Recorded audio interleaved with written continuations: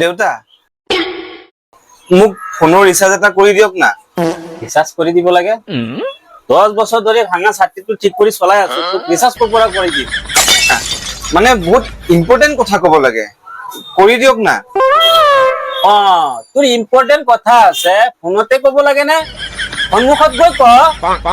মই মানে যিজন মানুহক কথাটো ক'ব লাগে কথাটো কওঁতে মোৰ ফাটি যায়, সেইকাৰণে আপোনাক কৈছো যে মোক ফোনৰ ৰিচাৰ্জটো কৰি দিয়ক যাতে মই কথাটো ক'বলৈ পাৰো।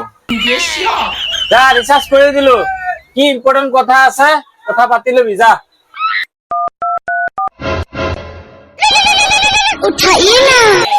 বেটাই কিয় ফোন মাৰিছে? হেল্ল' হেল্ল' দেউতা, মোক বিয়া কেতিয়া পতাই দিব?